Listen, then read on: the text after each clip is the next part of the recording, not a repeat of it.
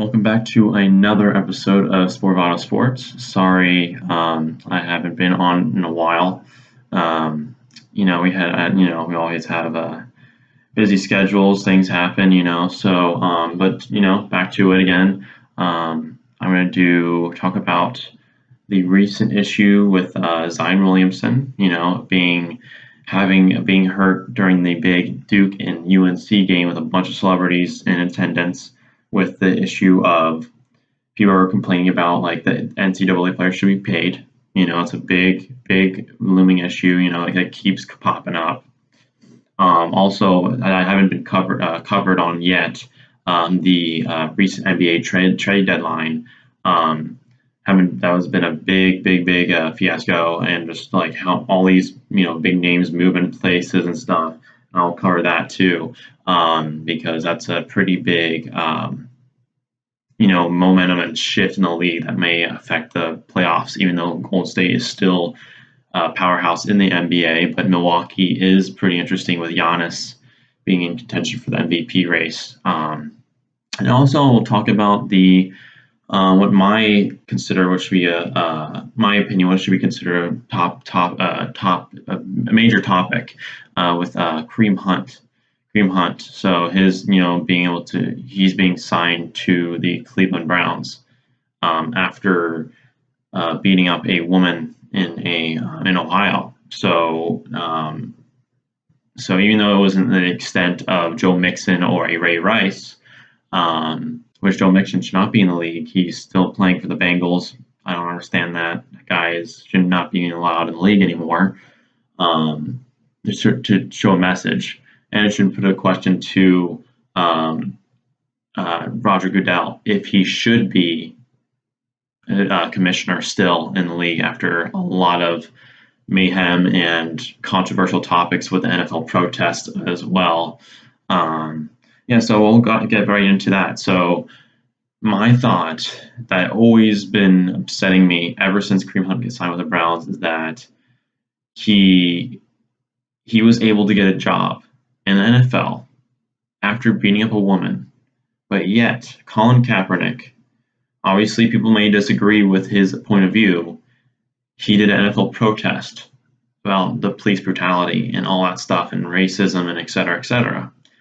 The peaceful protest, not standing for the national anthem. At first he sat, I understand that, why you need to at least do something, but kneeling, after that he kneeled, and that's not disrespectful.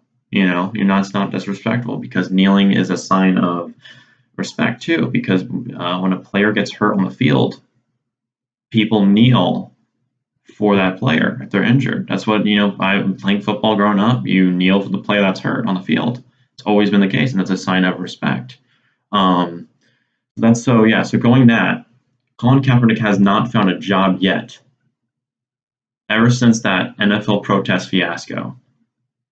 And yet, Kareem Hunt, in the offseason, I think it was the offseason, but I can't remember, beat up a woman and was still able to find a job before Colin Kaepernick. And Colin Kaepernick is probably better than most NFL quarterbacks currently.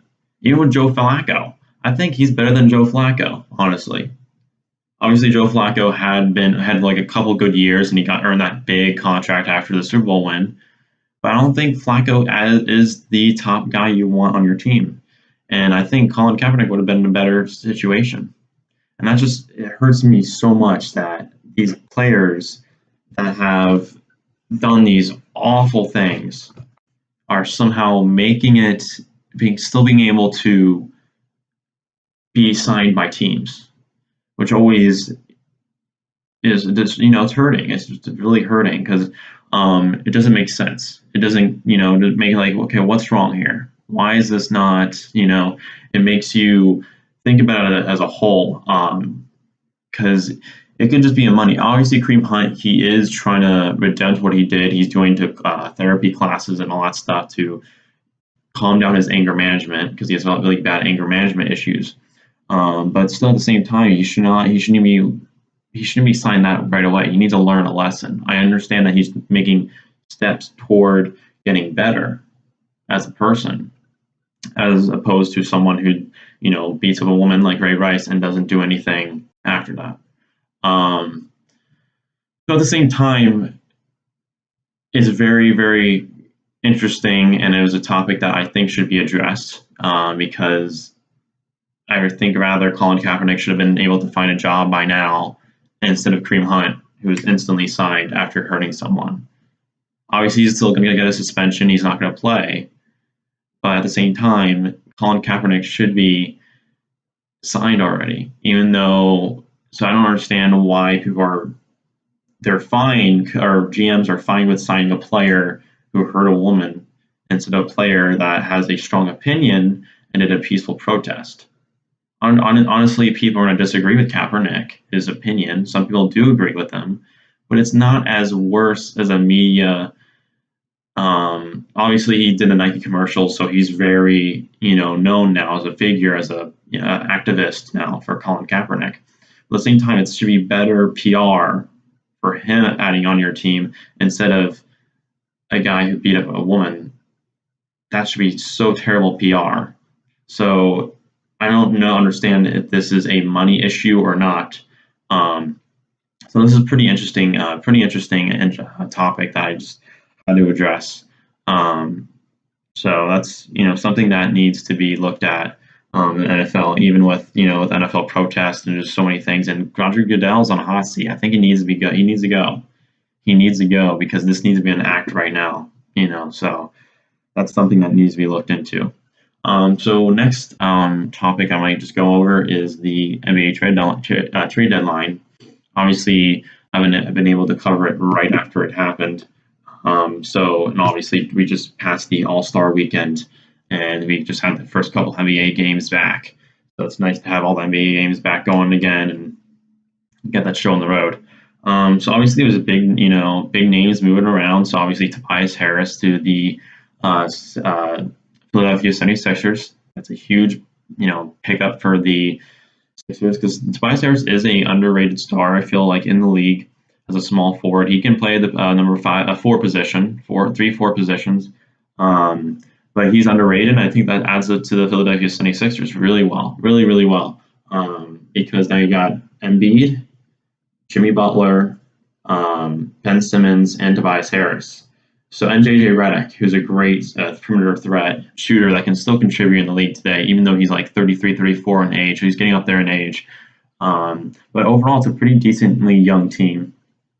At the same time, even though they added those great assets to that team, we still don't know yet if they're going to bond strongly together because it's all about chemistry. Even though these big names, great all-star players, it matters in the end if these guys can play with each other. Because if you look at the Golden State Warriors, they have stars on their team, like adding Kevin Durant and adding DeMarcus Cousins, but yet adding those names, they are able still to play together as a team. They know where their teammates are good at shooting the ball. Like you see their fast break. That's a great example. The Warriors' fast break. They're so good in communication where their teammates are, and they get the ball down the court, and it's just like everything's on target. They know each other. So that's the thing too. The Sixers, obviously, they are a new threat in the East. Well, they've been a threat in the East, but just adding Tobias Harris is a way bigger threat to the team. So that's like another team. Like also, the East is getting stronger too. That's the thing. East is getting stronger, which is a good thing because there's always been a balance over the recent years in the NBA with the Western Conference being too powerful for the Eastern Conference, and usually LeBron James getting up in the Eastern Conference every year by the Cavs and the Miami Heat. But also another thing to pay attention is to very subtle move. Is the Mirotic to Milwaukee. I think it's a great move. He's another underrated player, power forward position, great shooter. Nikola Mirotic, he's just all around a really solid player that you want on your team, and that was a great pickup from the Milwaukee Bucks to have in addition to their team that's already doing phenomenal with Giannis and very few stars. They have Chris Middleton, he did get selected to the All-Star game this year as an All-Star. But at the same time, most of his career, he was a solid, not a superstar, but a solid star that can come off the just right on the wing and just hit his jumpers. He's a really great shooter, but not playing from his other game. He can move around the ball. He can drive to the basket. Chris Middleton's a phenomenal player. But Giannis Antetokounmpo is bringing that team together and just adding Mirotic as another 3-point threat on the as a big man, because then you also got Brook Lopez. Brook Lopez is doing a phenomenal job. At the beginning of his career, Brook Lopez barely even, I don't think he probably attempted maybe 2 threes or so. He barely attempted threes from the line, and then he added the 3-point game to his arsenal. And now you got 2 big men on the Milwaukee Bucks bench. Or Brook Lopez is starting, but having them 2 big men that can shoot the 3 ball is a big threat to teams because they can spread the court so easily. And then you have Giannis in the center that can make plays on defense, drive to the basket. Obviously, he's getting better. He's trying to improve his range game. His mid-range is pretty solid, but obviously he doesn't have a 3-point shot yet. But overall, Giannis is just a dominant player, an all-star that is in the MVP race right now. So that's another thing that is pretty exciting for the Eastern Conference, as well as the Toronto Raptors. Toronto Raptors added Marc Gasol. I think that was a great pickup because as a veteran, even though Jonas Valanciunas is a great center for the Raptors, he wasn't that star. He was a solid player. Don't get me wrong, he was a solid player, but he wasn't the peak player that you wanted on your team that would just finish games. Marc Gasol, he is 33, 34 around there, age-wise, but Marc Gasol is still a star. In my opinion, he's still a star, and he's been in those tough situations, been in a bunch of playoff scenarios, and the way he plays in his game is he can play up there in age. It's like Dirk Nowitzki. He can still play really solid at his age because his game is able to extend with a higher age. So like players compared to a player that, let's say, like Vince Carter, obviously he's one of the oldest players right now in the league right now, but he was a drive to the basket guy, hit threes, but he was very physical, really strong, small forward. Obviously his game dropped a ton, because he's an older, like his style of play cannot work with his age. So you look at Dirk Nowitzki, he's mostly post fadeaways, just jumpers, and he's not a heavy rebounder. He's more offensive-minded 4-5, Dirk Nowitzki. And that's why he can still play at the older age, So he's in his 40s, and he can still play at a solid pace coming off the bench. So that's a pretty solid, pretty interesting thing. So that's why I'm saying Marc Gasol is a great addition for the Toronto Raptors. Having those guys there, just adding to Kawhi Leonard, Pascal Siakam, what's it called? After the trade, but yeah, Kyle Lowry. Kyle Lowry's still a solid star player, not an all-star as what he used to be, but I still think he's a star player that can, pass the ball, a great point guard. So overall, that's a solid team. Another, this keeps going on. The list keeps going on. We got the big one, I feel like, too. Kristaps Porzingis going to the Mavericks with Tim Hardaway, and just adding. That was a pretty interesting trade for me because Kristaps Porzingis is like a young Dirk Nowitzki. So coming from Europe, tall, lanky, 4-5 position guy. Even though Kristaps is taller than Dirk, he is 7'3", but he's still a mobile mover, top center, 4-5 position guy. And he can pair with Luka Doncic, who's a great point guard, shooting guard. He can play 1, 2, 3. I think that Luka Doncic, he can handle the ball. He's very talented. Luka Doncic is just overall a great star. Obviously he's gonna win the Rookie of the Year.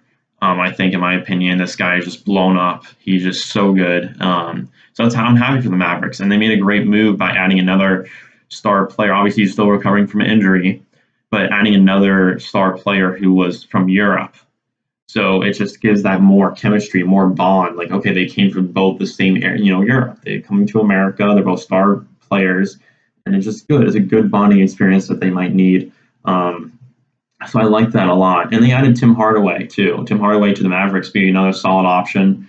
Um, Obviously, they got rid of Harrison Barnes went to the Kings, and then you got DeAndre Jordan and Dennis Smith going to the Knicks in that trade for the Kristaps Porzingis, because the Knicks obviously on a rebuild mode, and they can now afford more money now for stars in the free agency. So obviously, in that position, even though they have DeAndre Jordan, they're going to keep him and Dennis Smith because they're just be nice role players they can have when they sign top free agents in the summer to be able to surround those stars. Because Knicks have a lot of money, big market. It's it's a win-win for both teams, I think, in that opinion. Because the Knicks are just playing this floor route. Even the Mavericks too, because even though they're doing pretty solid this year, they have to still wait for Kristaps to come back. So obviously, even though they're doing pretty solid without him, having Kristaps Porzingis soon will be very, very, very very, very talented, very exciting outcome for those teams. Another trade I'll probably say, I'll probably say the Blazers, in my opinion. Obviously, I'm a Blazers fan. Just by last night was a quick ad. Enes Kanter we picked up from the Knicks. He was obviously on a team that the Knicks were just in a rebuild mode, so he wasn't as content where he was. So obviously the Blazers added him for a 1-year deal. So it's nothing exciting. But it's just something we can add to the Blazers. And in his first game back last night, the Blazers played against the Brooklyn Nets, and we probably got to, he's probably averages, I think it was 18 points, 9 rebounds, and 1 steal. And that's a phenomenal first game for us. It just shows you because the Blazers needed that because we were in a tough situation every offseason because we were so deep in the cap room that we couldn't afford decent players. So we picked up Rodney Hood in a trade with the Cavs, and we picked up Enes Kanter. So those are great pickups that we can have on our team that guys can contribute right away. They're solid players, and it's just low risk. So it's great for the Blazers to have more options on their team, keep going, keep building. So that was always pretty interesting to me that thing that looms. So obviously we'll see what happens in the next coming weeks and stuff, how these new additions to the new teams will feel around how they will play. And obviously the Eastern Conference is a lot more competitive now with Celtics. Celtics are still they're a good team, but they're not what they were supposed to projected to be. And then you got the so Celtics, Toronto Raptors, Milwaukee Bucks. So yeah, I think that actually So those 3 teams, and the Sixers obviously. So those will be the top teams that obviously will be contention right now. That will be something that you have to look for to be very, very exciting Eastern Conference race, especially when the Wizards lost John Wall. So that's another team out of the. Even though they're doing okay, this John Wall is that big vital piece to that team, and it's hurting them every aspect. So obviously, moving on from the NBA trade deadline, our last topic today will be the recent events with Zion and Williamson. Obviously, the big games just happened recently with Duke and UNC. Obama was in attendance. All the Spike Lee, all the top celebrities were there. Obama rocking it with his bomber jacket with 44, because he was the 44th president, was rocking it. It's kind of cool statement game with a bunch of attention, a lot of packed house, sold out. Tickets were up there. So obviously it was very hard. It sucked for Zion Williamson to go out right away with an injury, and that. Obviously people are blaming it, because we didn't have Zion, but at the same time, the Duke still had R.J. Barrett and Cameron Reddish. Those guys are supposed to go 2 and 3 in the NBA draft next year. But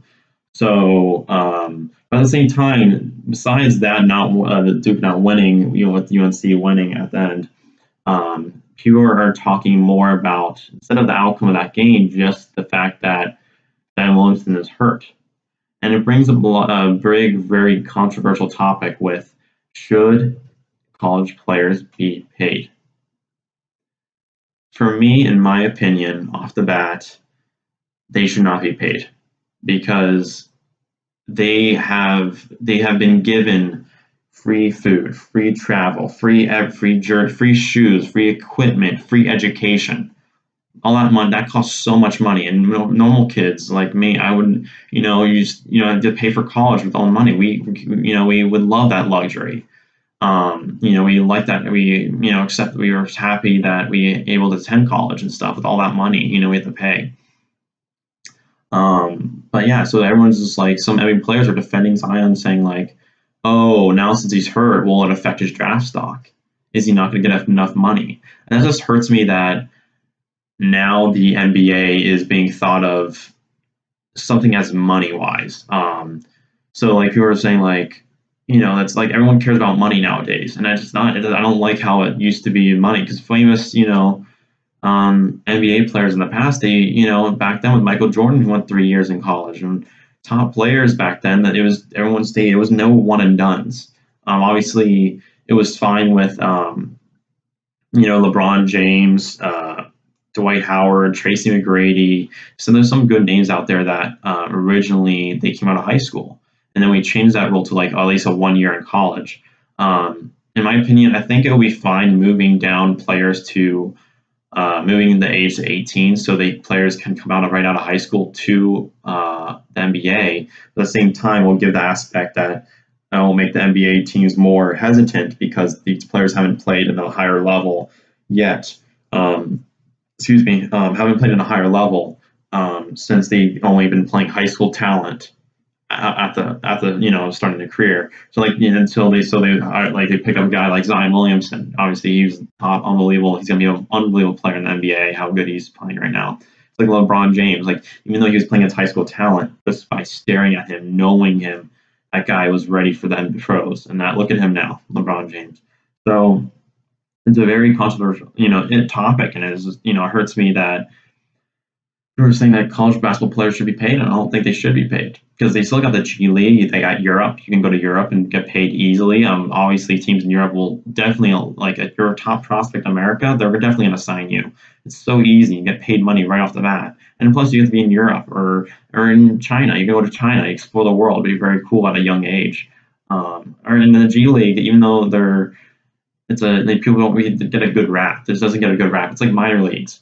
Because it should get more respect because it's just like baseball. Some baseball players, they come out of the NBA, Major League Baseball draft out of high school, but they go from high school right to the minor leagues for baseball. So it's like, that's fine. Nothing, they still get paid money. It's nothing. It's just you're younger. So obviously you're going to play a couple games, and if you're dominating the G League, you're going to go in the NBA. So what's the harm? What's the harm? And the fact too that they're saying that, obviously that, players being hurt are like, oh, now he has, can't have a chance now. Like, he made that decision to play basketball. When you're a basketball player, you play basketball. You're not there to just sit on the bench and just get paid money. You're there to play basketball. So at the same time, like, I don't feel sad. Obviously, it stinks not Zion Williamson not playing.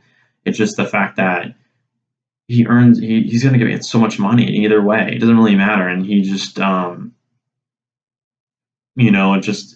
injuries happen. You have to accept that in any pro sport or any sport you play. You are going to get hurt, and it's just the way of life, and you have to deal with it. So it's just, even with the Blazers, Sam Bowie, Greg Oden, Blazers, being a Blazers fan, we picked up a star player, had injury problems, and it sucks. It sucks, but you got to move on. That's what it's way of life. So that was pretty interesting too. And at the same time, also I found a pretty interesting stat, like Zion Williamson. They're saying that his draft stock may be hurt even because of injury, and they're saying the number one pick is going to get $44 million, and the third pick is going to get $35 million.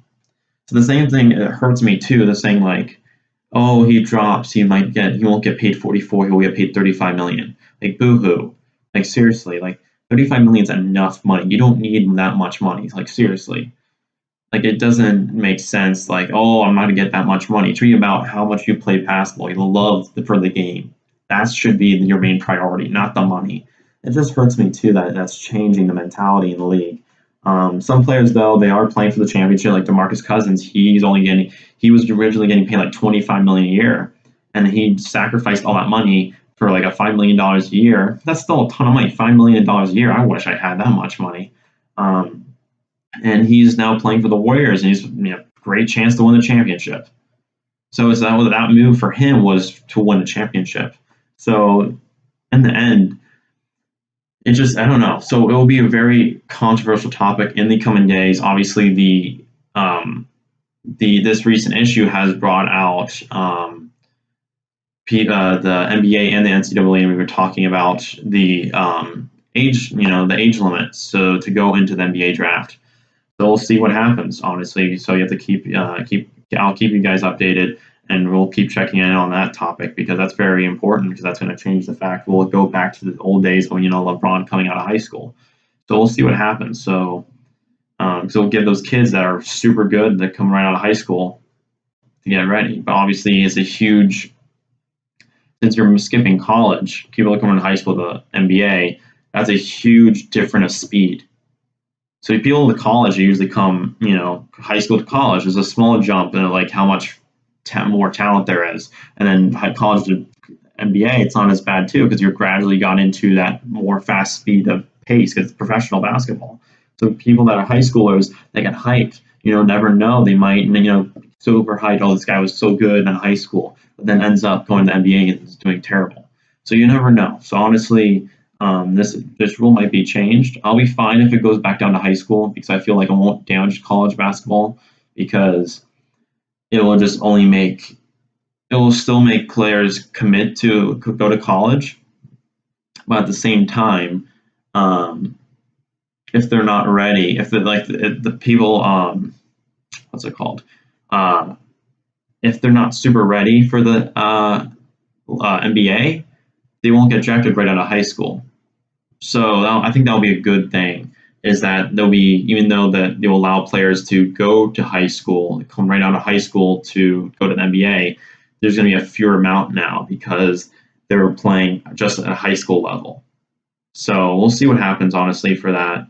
So I'm going to end it there. That was those are great topics, very interesting topics in the recent couple of weeks and previous days. So we'll see what happens. So I'll let you go now. This is the episode of Sporvado Sports, Big Ev. So I'll end it there. You guys have a great day, and get back to you soon. Bye.